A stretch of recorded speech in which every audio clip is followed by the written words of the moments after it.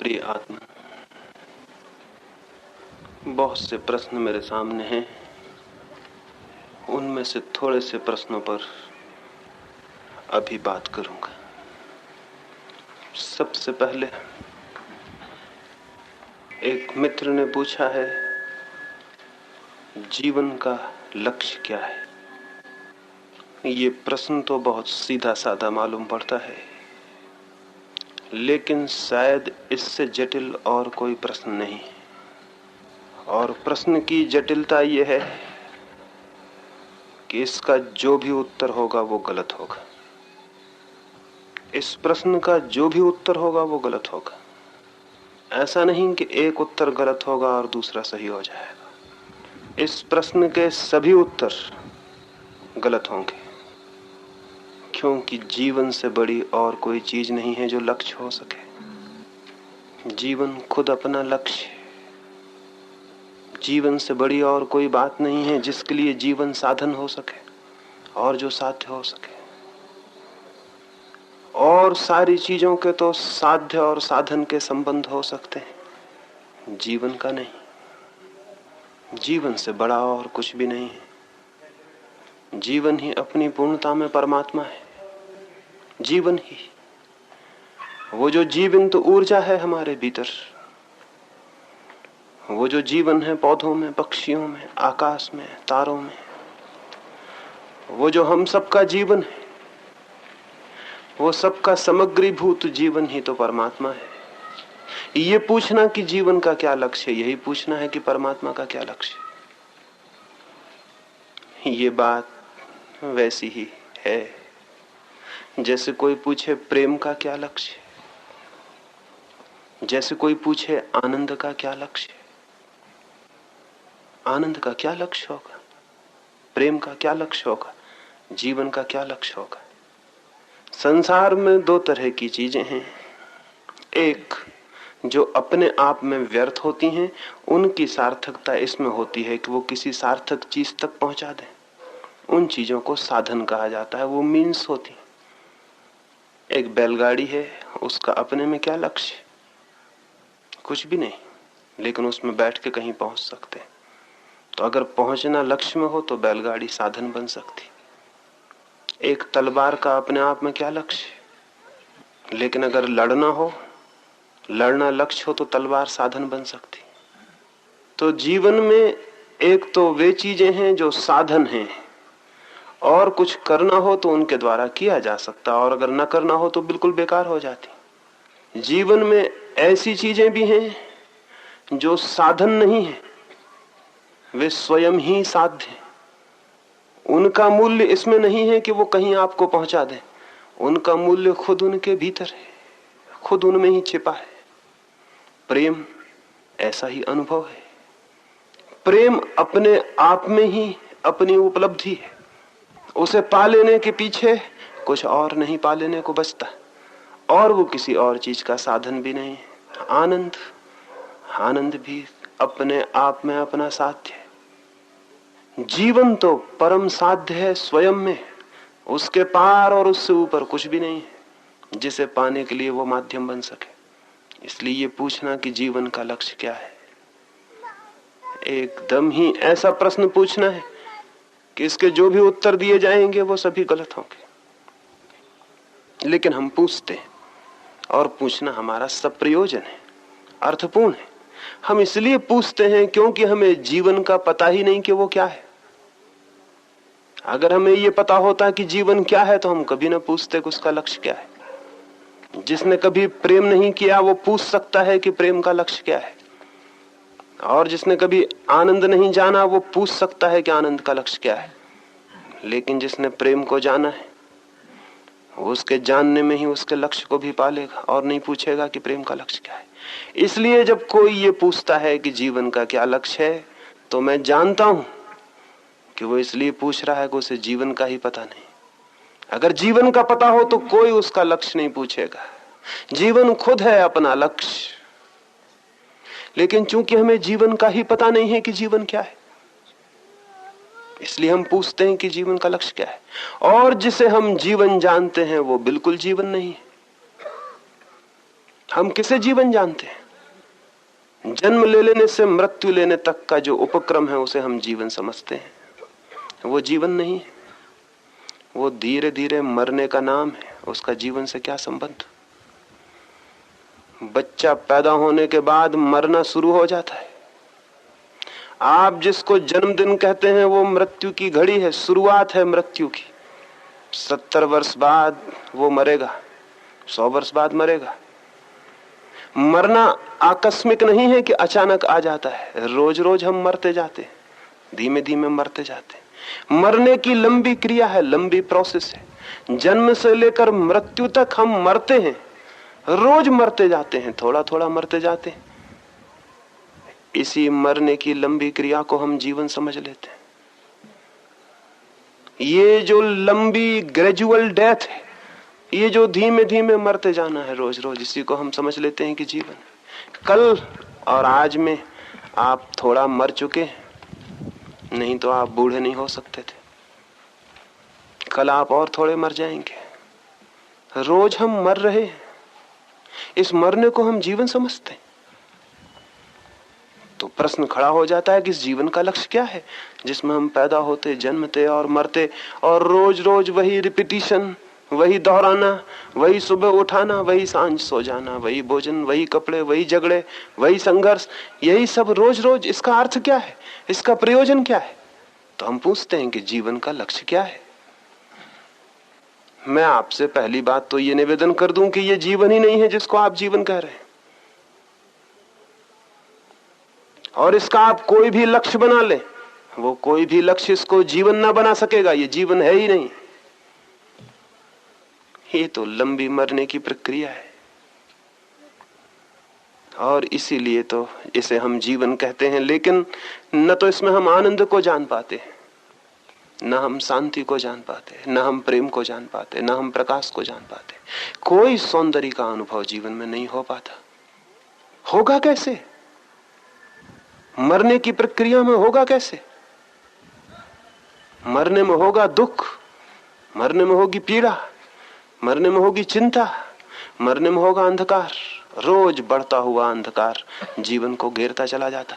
इसीलिए तो लोग कहते हैं कि बचपन के दिन बड़े सुख के दिन थे। कैसी अजीब बात है। अगर जीवन विकसित हो रहा है तो बुढ़ापे के दिन सबसे ज्यादा सुख के दिन होना चाहिए। बचपन के दिन क्यों?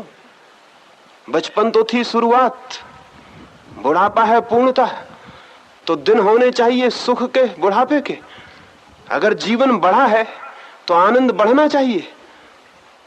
लेकिन हम सारे लोग तो गीत गाते हैं बचपन के कि बड़े खुशी के दिन थे, और हमारे कवि कविताएं लिखते हैं कि बड़े सुख थे बचपन में, बड़ा आनंद था बालपन में। निश्चित ही ये इस बात का सबूत है कि बचपन के बाद हम जिस यात्रा पर चल रहे हैं वो जीवन की यात्रा नहीं, मृत्यु की यात्रा है। इसलिए दुख बढ़ता जाता, मृत्यु की छाया बढ़ती जाती, पीड़ा बढ़ती जाती, और बचपन के दिन सुखद मालूम होते हैं।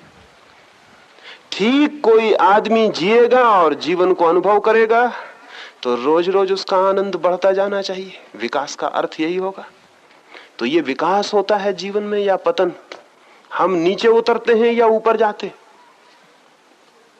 बचपन की सुखद स्मृति गलत जीवन का सबूत है। जीवन ठीक से नहीं जिया गया, जाना नहीं गया, पहचाना नहीं गया, लेकिन इसको हम मान लेते हैं कि जीवन है। ये जीवन नहीं है, ये जीवन हो भी नहीं सकता। जीवन की हमें गंध भी नहीं है, जीवन के स्वरों का हमें कोई बोध भी नहीं है कि कहां जीवन का संगीत छिपा है। बुद्ध के पास एक बूढ़ा भिक्षु आया। बुद्ध ने उस भिक्षु को पूछा, तेरी उम्र क्या है? उस भिक्षु ने कहा 4 वर्ष। वो बूढ़ा था। बुद्ध और उनके आसपास के भिक्षु हैरान हुए। सोचा बुद्ध ने शायद मेरे समझने में हो गई है भूल। पूछा फिर, मेरे मित्र तेरी उम्र क्या है? उस बूढ़े ने कहा, मैंने निवेदन किया 4 वर्ष। बुद्ध ने कहा, बड़ी हैरानी में डाल दिया तुमने। प्रतीत होते हो कोई 70 वर्ष तुम्हारी उम्र होगी, कहते हो 4 वर्ष। किस हिसाब से गणना करते हो? उस बूढ़े ने कहा, 4 वर्ष के पहले जो था वो जीवन नहीं था, उसकी मैं गिनती नहीं करता। इधर 4 वर्षों से जीवन की सुगंध मिलनी शुरू हुई, इधर 4 वर्षों से चित्त हुआ शांत, इधर 4 वर्षों से निर्विचार हुआ, इधर 4 वर्षों से भीतर झांका तो उसकी प्रतीति हुई जो जीवन है। बाहर तो थी मृत्यु, जीवन था भीतर, और मैं बाहर ही देखता रहा। तो मैंने मृत्यु को जाना था 4 वर्ष पहले। उस उम्र को कैसे जीवन की उम्र बताऊं, वो मेरी गणना में नहीं आती। बुद्ध ने अपने भिक्षुओं से कहा, भिक्षुओं सुन रखो मन में, इस आदमी ने जिंदगी को नापने की नई बात बताई है, और आज से मेरे भिक्षुओं की उम्र उसी दिन से नापी जाए जिस दिन से उनको शांति मिले, वो जीवन को अनुभव करे। उसके पहले की उम्र को जोड़ने की अब कोई जरूरत नहीं। कौन सी बात भीतर दिखाई होगी उस बूढ़े भिक्षु को, क्या दर्शन हुआ होगा, कौन है, क्या है भीतर? कोई उसे आत्मा कहे, परमात्मा कहे, उचित तो यही है कि हम उसे जीवन कहें। जीवन है भीतर, जीवंत कोई धारा, कोई चेतना भीतर है, और उसके ऊपर एक खोल है शरीर की। शरीर मरण धर्मा है। शरीर को जो जीवन मान लेता है वो मृत्यु को ही जीवन समझ के जी लेता है, और तब होता है बहुत दुख और बहुत पीड़ा। और इस पीड़ा और दुख में वो पूछने लगता है क्या है लक्ष्य, क्योंकि इस दुख पीड़ा में कोई लक्ष्य तो दिखाई पड़ता नहीं। इस दुख पीड़ा में, इस रोज के दैनंदिन अंधकार में कोई अर्थ, कोई अभिप्राय, कोई मीनिंग तो दिखाई पड़ता नहीं। तो मन में प्रश्न उठने लगता है क्या है इस जीवन का अर्थ।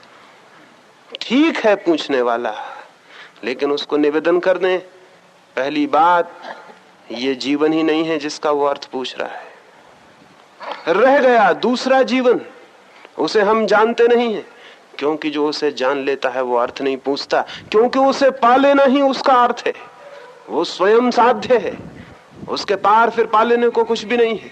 उसे पा लेना, उस जीवन को जान लेना, उस जीवन के साथ एक हो जाना, सब कुछ पा लेना है, क्योंकि उसके बाद मन में कोई अभाव नहीं रह जाता, कोई कामना नहीं रह जाती, कोई मांग नहीं रह जाती। मन सब भांति शांत और तृप्त और संतुष्ट हो जाता है। वो जो परम विश्राम, परम संतुष्टि है, वही उस जीवन को पाने से और जानने से मिल जाती है। तो जीवन का लक्ष्य है जीवन को पा लेना।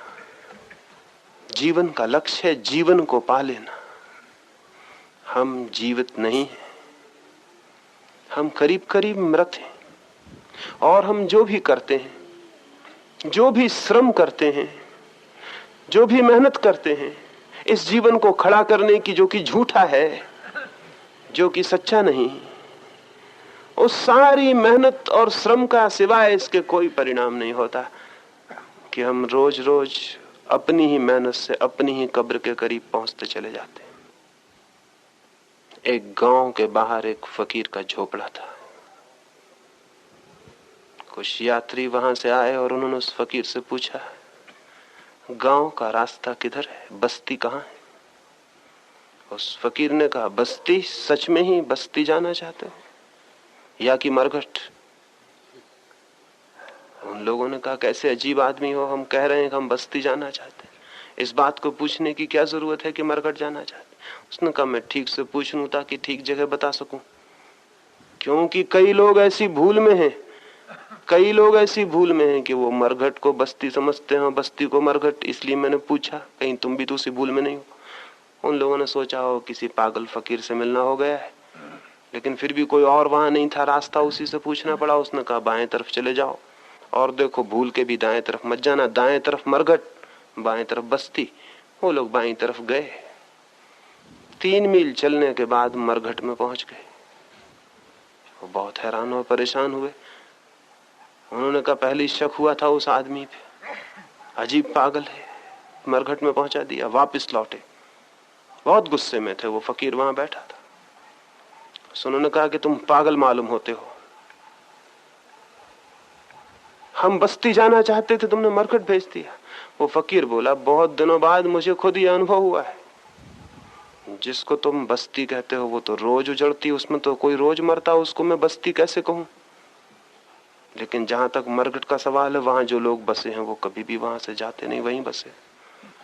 तो मैं मरघट को बस्ती कहता हूं और बस्ती को मरघट कहता हूं, क्योंकि वहां तो टिकटें लगी हुई हैं मरने वालों की, एक आज मरेगा, दूसरा कल, परसों तीसरा, रोज वहां कोई मरेगा। तो जहां रोज कोई मरता हो उसको कैसे बस्ती कहूं? मरघट से मैंने आज तक किसी को उजड़ते नहीं देखा, जाते नहीं देखा। मरघट से किसी को मरते नहीं देखा। जो मरघट में बस गया सदा के लिए, हमेशा के लिए, तो उसको मैं बस्ती कहता हूं। शायद ही उनकी समझ में आई हो बात कि वो फकीर क्या कहता था। हो सकता है आपकी समझ में आ जाए कि वो क्या कहता था। बहुत मुश्किल से ये बात समझ में आती है, लेकिन ये बात सच है। जिसको हम बस्ती कहते हैं वो क्या है?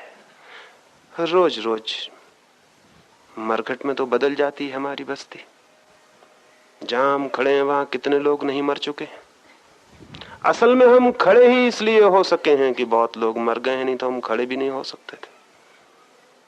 हजारों लाशों पर एक एक आदमी खड़ा है।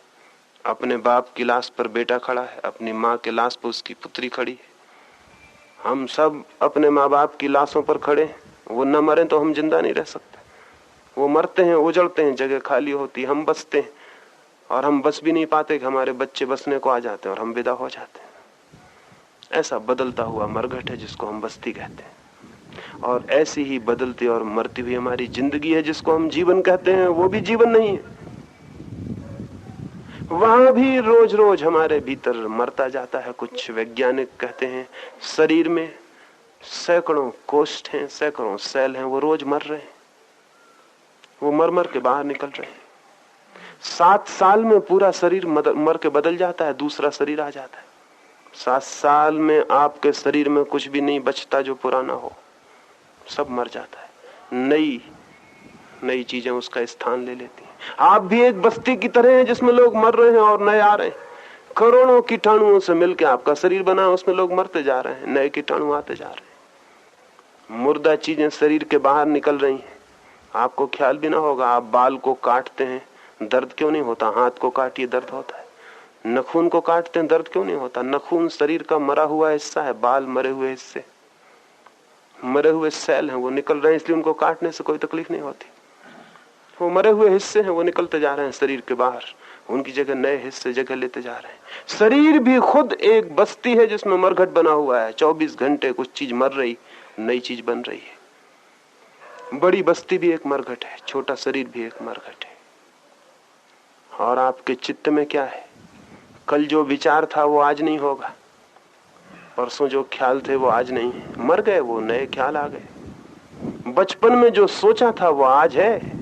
कहां गए वे ख्याल, कहां गई वे कामनाएं, कहां गए वे विचार? जवानी आते आते सब बदल गया है। दूर है जवानी तो। आज रात जो सोचा है वो सुबह 7 होता है। एक आदमी सांझ को तय करता है कल सुबह 4 बजे उठेंगे, और 4 बजे वही आदमी सोचता है क्या जरूरत है, फिर देखेंगे, सोए रहो। कहां गया वो विचार जिसने तय किया था कि 4 बजे सुबह उठेंगे? और सुबह उठ के वो सोचता है, फिर पछताता है कि कैसी बुरी बात मैंने की कि मैं आज नहीं उठा, कल जरूर उठूंगा। रात फिर सोता है, फिर सुबह 4 बज जाते हैं, और फिर वो सोचता है कि रहने भी दो आज, ऐसी क्या जल्दी है, ऐसी क्या जरूरत पड़ी है, नींद बहुत गहरी है, कल उठेंगे। विचार प्रतिक्षण मरते हैं और बदलते हैं। मन बदलता है, शरीर बदलता है।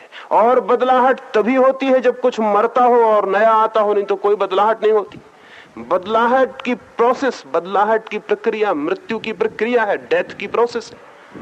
वही चीज बदलती है जो मरती है। जो चीज नहीं मरती वो बदल नहीं सकती। हम तो रोज बदल रहे हैं, शरीर बदल रहा है, मन बदल रहा है, इसमें कोई भी जीवन नहीं है। जहां जहां बदलाहट है वहां वहां जीवन नहीं है। लेकिन आपको क्या पता है कि आपके भीतर कोई ऐसा बिंदु भी है जो नहीं बदलता, जो वही है जो है। अगर उसका पता चल जाए तो जानना कि जीवन का पता चला, उसके पहले जीवन का कोई पता नहीं, बाकी सब मृत्यु है।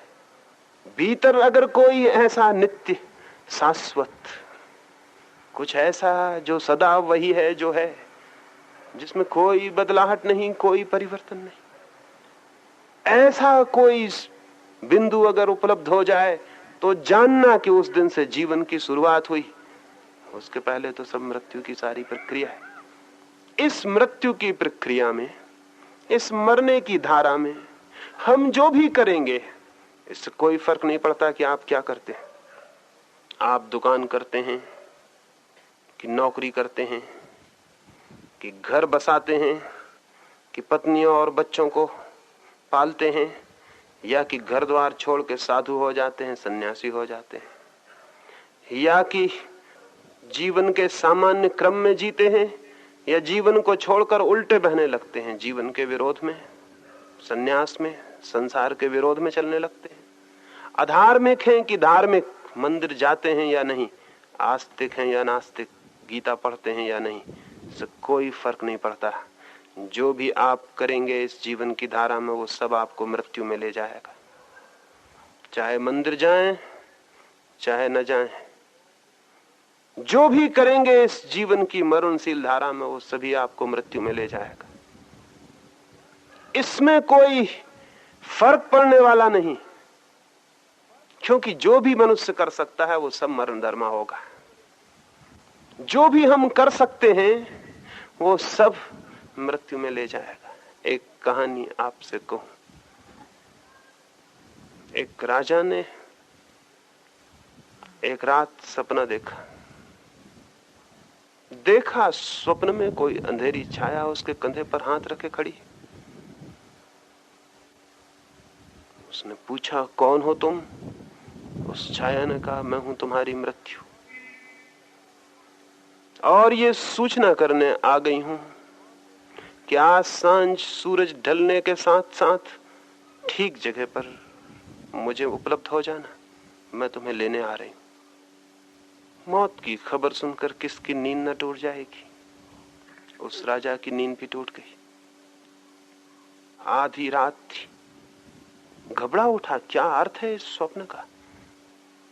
राजधानी में बड़े बड़े स्वप्न विश्लेषक थे, ज्योतिषी थे, ज्ञानी और पंडित थे, शास्त्रों के जानने वाले व्याख्याकार थे। सबको खबर भेज दी गई कि शीघ्र चले आओ। आधी रात उठा लिए गए सारे ज्ञानी राजधानी के। आए, पूछा राजा से, क्या अड़चन आ गई?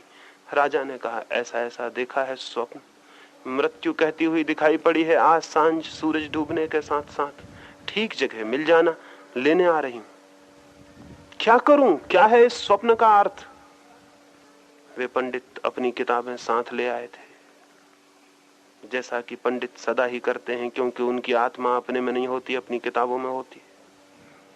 वो अपने शास्त्र बांध कर आ गए थे। उन्होंने अपने शास्त्र खोल लिए और अर्थ खोजने लगे। रात बीतने लगी, किसी ने एक अर्थ बताया तो दूसरे पंडित ने उसका खंडन किया, जैसे कि पंडितों की आदत है। जैसे कुत्तों की आदत होती है एक दूसरों पर भौंकने की, वैसे पंडितों की भी होती है। 10 पंडित इकट्ठे रखना, एक उपद्रव करवा लेना है। एक उपद्रव हो जाए, झगड़ा हो जाए, हत्या हो जाए, कुछ भी हो सकता है। वे सब एक दूसरे का खंडन करने लगे, एक दूसरे के शास्त्र की निंदा करने लगे, एक दूसरे की व्याख्या को गलत बताने लगे। राजा बड़ा परेशान हो उठा, सांझ बहुत जल्दी हो जाएगी और इन पंडितों की व्याख्याओं का कोई अंत न दिखाई पड़ता था। इसमें से कोई निष्पत्ति, कोई निष्कर्ष निकलता हुआ दिखाई न पड़ता था। आखिर वो घबरा आया। सुबह हो गया, सूरज उगने लगा और पंडितों का विवाद बढ़ता जाता था। जब उन्होंने बात शुरू की थी तब तो कुछ साफ भी था, अब तो वो भी साफ न रहा था और उलझ गया था मामला। क्या था अर्थ? कुछ तय करना मुश्किल था। उनके शब्दों में और सिद्धांतों में बात और खो गई। राजा का एक वृद्ध नौकर था, उसने उसके कान में कहा, महाराज, इन पंडितों को कयामत तक भी निष्कर्ष मिलेगा इसकी कोई आशा नहीं। दुनिया का अंत आ जाएगा, ये निष्कर्ष ना निकाल पाएंगे। आज तक पंडित कोई निष्कर्ष निकाल पाए? आज तक किसी बात पर वे सहमत हो पाए? आज तक कोई नतीजा मिल सका है उनकी चर्चाओं और विवादों से? लेकिन इनके विवाद तो लंबे चलेंगे। सांझ जल्दी हो जाएगी, देर नहीं है। सूरज उग आया, और जो सूरज उग आया है उसके डूबने में देर कितनी लगेगी? क्योंकि जो उग आया है वो डूब ही जाएगा। असल में उगने में ही डूबना शुरू हो गया है। सूरज ऊपर उठ रहा है। तो अच्छा होगा ये इन्हें व्याख्या करने दें। आपके पास कोई तेज घोड़ा हो तो लेके भाग निकले, इस घर से जितने दूर हो सके निकल जाएं। मौत ने संकेत स्पष्ट दिया है। इस घर में जहां मौत की छाया पड़ी हो और जहां मौत ने आके खुद सूचना दी हो कंधे पर रख के, वहां रुकना एक क्षण भी उचित नहीं है। राजा को बात समझ में पड़ी। पंडित अपना विवाद करते रहे।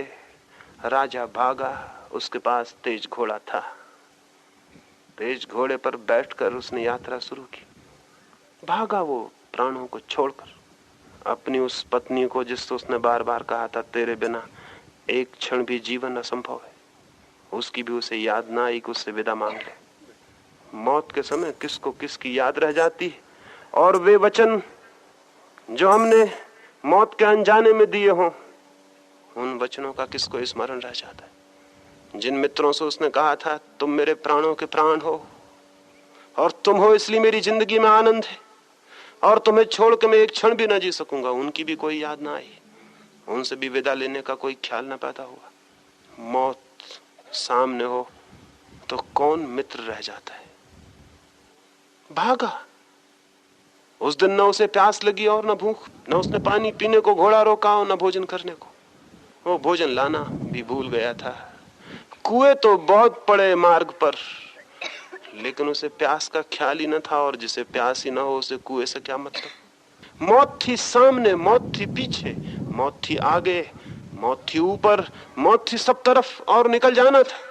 जरूर था तेज उसके पास घोड़ा, इसलिए विश्वास बड़ा था कि निकल जाएगा। कोई साधारण आदमी का घोड़ा नहीं था, कोई खच्चर नहीं था, राजा का घोड़ा था। राजा बड़ा था, उसके पास घोड़ा भी बड़ा था।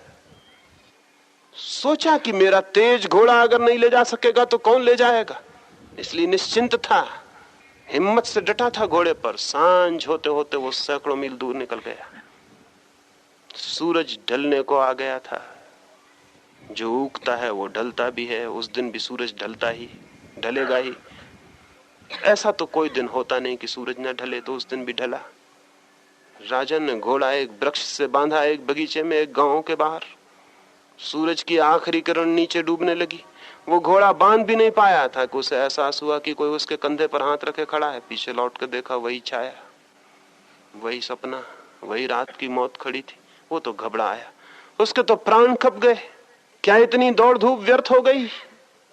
क्या ये दिन भर का परिश्रम और दिन भर की भूख प्यास सब उसे याद आ गई। और उसने कहा तुम कौन हो? मौत ने कहा सुबह तुम्हें मिली थी, इतनी जल्दी भूल गए? रात ही तो खबर दी थी मैंने, और खबर इसीलिए दी थी कि मैं खुद डरी हुई थी कि तुम इस बगीचे में, इस झाड़ के नीचे तक आ सकोगे कि नहीं। यहां तुम्हारे मरने का समय और स्थान तय है। घोड़ा तुम्हारा तेज हो, उसे मैं धन्यवाद देती हूँ। ठीक वक्त पर तुम्हें ठीक जगह ले आया। मैं खुद घबराई हुई थी कि कैसे होगा ये, तुम हो इतने दूर, कैसे आ पाओगे इस जगह। लेकिन घोड़ा सच राजा, घोड़ा तुम्हारा तेज है, एक राजा का ही घोड़ा है, ठीक वक्त पर ठीक जगह ले आया। धन्यवाद है तुम्हारे घोड़े का। जिससे दिन भर भागा था, सांझ उससे मिलना हो गया। जिससे भागा था उससे ही मिलना हो गया, और भागना बन गया माध्यम पहुंचने का वहां जहां से बचना था। ये कहानी कोई एक राजा की नहीं, सभी की कहानी। बात दूसरी है, किसी के पास थोड़ा कमजोर घोड़ा है, किसी के पास थोड़ा तेज। कोई जरा धीमे दौड़ रहा है, कोई जरा तेजी से दौड़ रहा है। किसी की दौड़ उदयपुर तक है, किसी की दौड़ दिल्ली तक है, किसी की और आगे तक है। अपने अपने घोड़े हैं, अपनी अपनी दौड़ है। लेकिन एक बात तय है, और बड़े मजे की बात यह है कि सब घोड़े ठीक वक्त पर ठीक जगह पहुंचा देते हैं। और मौत ने सिर्फ राजा को धन्यवाद दिया शिष्टाचार बस, क्योंकि आज तक किसी घोड़े ने कभी किसी को नहीं चुकाया। सब घोड़े ठीक वक्त पर ठीक जगह पहुंचा देते हैं, चाहे मौत सूचना दे और चाहे न दे। हमारी सारी यात्राएं जिसमें हम मौत और दुख से बचने में ही संलग्न रहते हैं, हमारे जीवन का सारा उपक्रम, हमारे जीवन की सारी चेष्टा क्या है? दुख से बचने की चेष्टा है, मृत्यु से बचने की चेष्टा है, सदा बने रहने की चेष्टा है, जीवन को पकड़े रहने की चेष्टा है। सारे जीवन उपक्रम क्या है हमारा, हमारी आकांक्षा क्या है? दुख से बच जाएं, मृत्यु से बच जाएं, बुढ़ापे से बच जाएं, जीवन बना रहे, सदा और सदा जीवन बना रहे।